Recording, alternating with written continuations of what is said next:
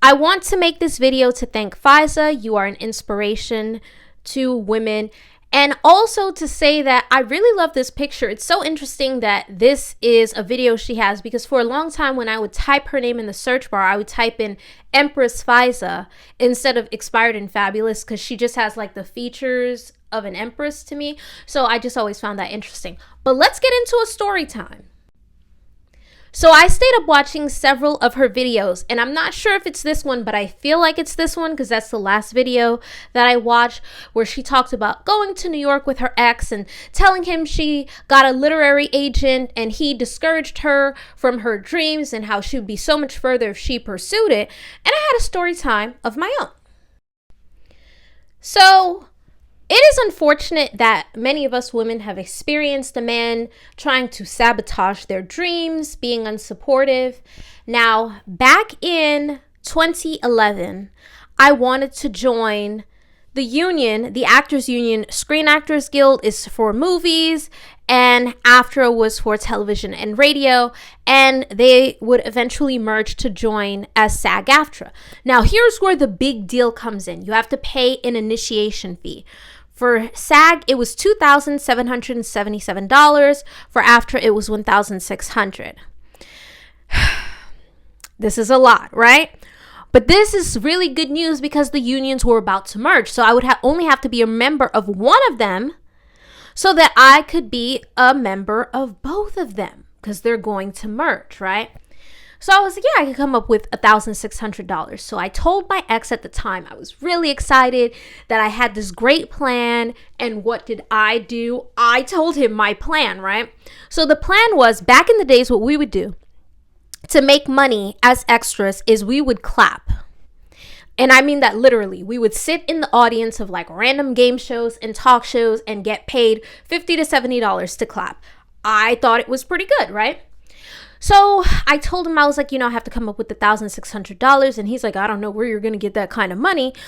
Which at the time, we were coming off like the residual effect of the recession. And, it was a hard time finding a job.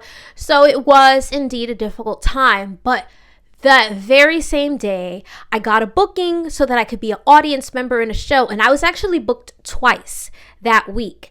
And then one time for the next week. So I was like, oh, this is off to a great start. I'm saving money. I'm getting the money. So I slept over at his house. At the time I was living in, embarrassed to say this, the projects. And it was just really a lot going on. So I didn't want to stay there. So I slept at his house. And this is the kind of person who is up every day, 5 a.m. sharp, right? Even if he's not going anywhere. I don't know why he wakes up so early, but he just does that, right? So I wake up and I can't help but notice it's like 7:30 and I was supposed to be out the door an hour and a half ago. And I'm like, why didn't you wake me up? He's like, oh, whatever, you were sleeping. I didn't want to bother you when I told you to wake me up. And what made this even more unusual is I didn't hear my alarm sound. So I get dressed and then I go run, and he's like, well, you're not going to make it there in time. You're going to be late. So I go there, and of course, it's one of those gigs that everybody wants to do. You're getting paid cash the same day. And they're like, no, sorry. And now I'm really worried that they're not going to hire me for the next day or the next day. Because remember, they had already pre-approved my tickets. So when I get back, I'm highly upset and I'm taking my stuff. And he's like, oh, I don't know why you're making a big deal. It was an accident. Why would it be an accident? It made me feel like you did it on purpose. Why was it an accident? Why didn't my alarm sound, right? I broke up with him that month. But with men, them trying to sabotage you or being unsupportive of your dreams is not a reason to break up. It was a big deal breaking up with this man because he would not leave me alone. I had to call his mother. His mother had to call my mother. I stopped answering his calls. His roommate tried to get in contact with me, and I let everybody know I don't want any more dealings with him. And eventually he left me alone. After the mother, told him to leave me alone, he was popping up at my house. He was just being very persistent. And I say that to say it is terrible how a man could totally derail your dreams, right?